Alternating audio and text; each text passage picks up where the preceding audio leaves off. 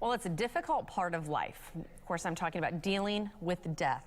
Subjects we do not like to discuss, but here to talk about it today is our own wealth strategist, tax attorney Rebecca Walser. Rebecca, first, how are you? Happy holidays. Good. Happy holidays. Absolutely. Thank you. Yeah, this is definitely a tough topic. And you know, I know you have dealt with some family situations that you kind of wanted to talk about, and I appreciate it. I'm getting documents in line and everything, and I've had to have some hard conversations. Yeah. So what made you think to talk about this today? Well, it's going to be our first Christmas without one of our major family members. We lost a parent this year, and it's our first, my husband and I's first, of losing a parent. So it'll be our first Christmas without that person. And then we also just recently, dog lovers out there will understand this, lost our dog, our lab of 12 years. There she is last Christmas, Bailey. So don't cry.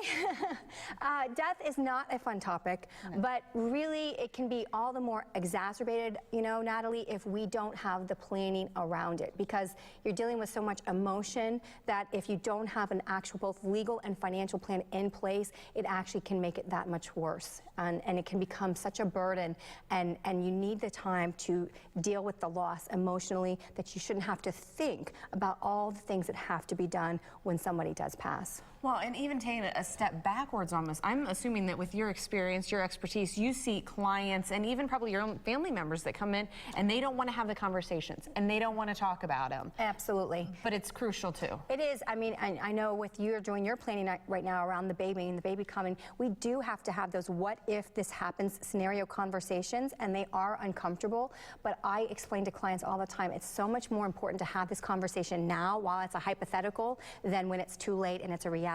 So we need to deal and walk through the uncomfortable, awkward conversations so that when something happens that is unexpected in life, we actually do have a contingency plan to deal with it. And I could totally be off base right now, but isn't it easier to have those conversations about yourself, hypothetically, instead of having the burden placed on those you love?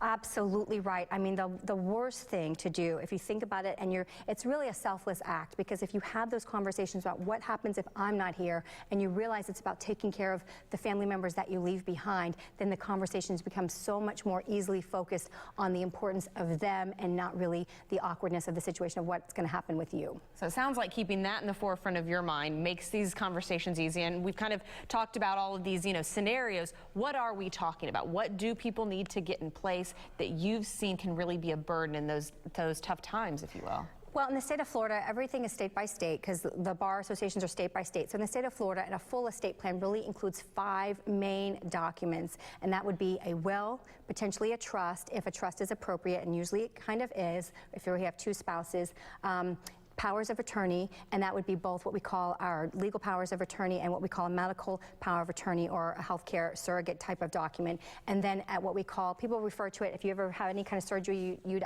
been asked, do you have a living will? And what a living will actually is what we call an advanced medical directive that gives, in the event of something going wrong, gives the staff, the medical staff, directions that they would know what to follow, what your wishes would be. And those 5 documents are the basic estate plan that everyone really should have in place. And again, those are the ones I'm working on right now. But I would like to ask, and just kind of on the emotional note, since this is a tough topic, what kind of advice do you have for people who say they have an appointment with you or an appointment where they know they're going to be talking about this? Any advice to make it easier to talk about?